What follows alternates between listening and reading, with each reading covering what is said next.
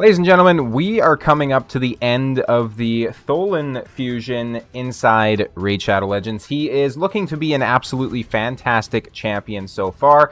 Very curious to hear what everybody's thoughts are on him, and if you've had any luck playing with him in the game. Essentially, his extra turn mechanics look to be insane, right? So that being said, we still have ongoing the event dungeon for another 5 weeks and 4 days. And of course, this event dungeon is one of the most important areas to be farming if you're trying to progress inside the game, especially inside PvP content. So Siege, Live Arena, Tag Team Arena, and Classic Arena if you're still struggling with those areas simply because of the gear sets that you get. In addition to that, we also have a lot of tournaments and events going on. So for example, we have the Karosa's Conquest Tournament currently, where you can work your way up to 1900 points to get an extra 50 of these conquest point things here. I forget what they're called, to essentially get yourself closer to the Tholen 5-star soul, which is something that I'm going for, and I should be able to reach it if I don't miss any of these events, so I'm very excited for that. So all that being said, I'm going to be doing a showcase of my team that I'm using to farm stage 25 of this particular dungeon. Now, I have not been able to push to and beat stage 30. I've been obscenely busy with essentially work as well as other events inside Raid. I haven't had the chance to re-gear champions to really try to push up. Still have, you know, over a month to go of the dungeon though, so I'm probably going to take advantage of this free gear removal to do that. But that being said, let's go ahead and take a look at my team. And once again, this is a showcase, so this is not going to be an in-depth guide, and I don't necessarily expect everybody to have these champions. I'll talk about some substitutions, but you know, it is what it is. So the first champion that we're using is going to be Lydia, the Death Siren. So this is going to be the build on Lydia.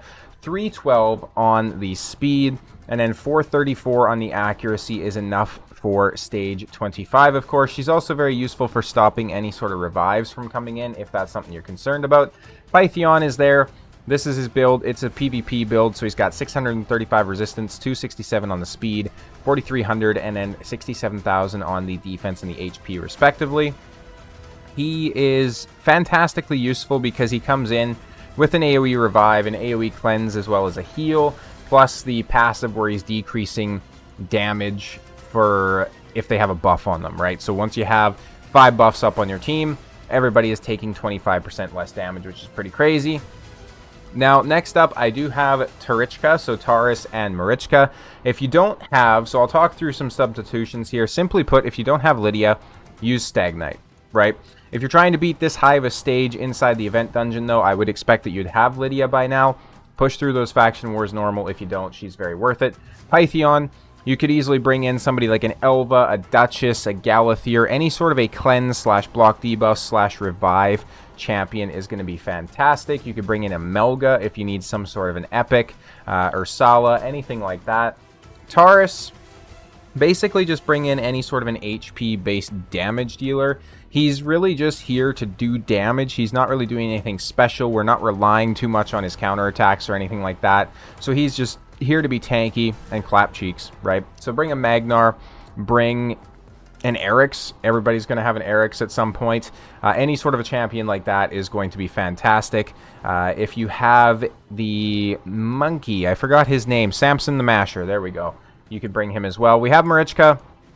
Marichka's here to help support. Real quick, this is my build for Taurus. 102k HP, 234 on the speed. We don't even have him inside Savage or Lethal, so you can definitely get a better build. Marichka's here to cleanse, to revive, to shield, all that sort of good stuff. This is her build. She is in Relentless. She is built pretty darn well. If I were to critique this, I would probably put a little bit more speed on her, but, you know, it is what it is. If you don't have Marichka, bring another strong support. Kaja.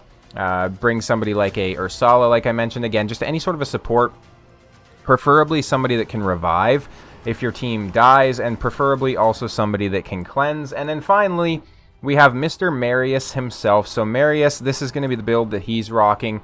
5,699 on the defense, 289 on the crit damage, and then 251 on the accuracy. Now, he does also bring himself an increased accuracy, so nothing too crazy there in terms of those requirements. As you can see, he's in like a level 8 Skinwalker's ring, right? So you could easily get some more stats on him too if needed. But let's go ahead and let's run the team here and show you how it works. After we run the team, I'll go ahead and show you masteries and everything like that. I don't even use a preset for this. I would probably recommend using a preset, just because then you can set up Marius to open with his A2. So we'll actually set up the preset right now, and I'll just kind of show you how I would do that. So let's go ahead and let's just get rid of this event dungeon team, because this was the one that I was using previously anyway. So let's do something like this here. Boom. I forget who I'm using in the lead currently. Yeah, it is Marichka, so we're good there. So event dungeon, what I would do is I would take Marius and I would put his opening to be his... Sorry, no, other way around. So I'd want his opening to be his Death or Glory, and then I'd want a priority 2 on his Galloping Thunder so he can cycle through some turns. We want a priority 1 on Siren's Wail. Taurus, obviously, I want a priority 1 on its Constant Pressure. And then Marichka, I want a priority 1 on Font of Tenacity. So that's how I would set it up for the AI. Let's go ahead and take a look at this. Now, this team is going to run it anywhere between about 1 minute to roughly almost 3 minutes, just depending on some RNG factors, essentially. Now, you can see as well, Taurus is very useful because he can come in here and counter attack the mobs, obviously, when they place any sort of debuffs on us. But furthermore, he can also just absolutely blast through and nuke everybody, right? So if you don't have a Taurus, another fantastic option is, of course, going to be a Seer. Seer is going to be very successful in these comps where you can essentially just place a bunch of buffs and then detonate, right? So Taurus essentially is a Seer, but for whales, because he also still keeps those buffs, whereas obviously Seer is just going to rip them off at the end of the day. Another potential substitution, so if you don't have Marius yet and you're trying to push up into this level of content, another fantastic option to consider is actually Harima if you have her, because obviously everybody inside this wave is Demon Spawn, and Harima cannot be crit hit by Demon Spawn. She cannot weak hit against Demon Spawn, and then she also reduces their ignore defense effects by 50%, which is pretty huge for keeping your team alive. As you can see, though, you know, it's working perfectly, the reasons that we have our Taurus and Marichka in here, because they're just able to stay alive and keep outputting damage. Every so often, we're obviously going to have the Pythion come in, revive everybody, get some extra damage out there as well. You didn't see it this time because it didn't happen, but sometimes we will fail to kill the ads as quickly as we did. And if that occurs, in some instances, it's useful to have the Lydia block revive here as well, because they'll sometimes try to revive.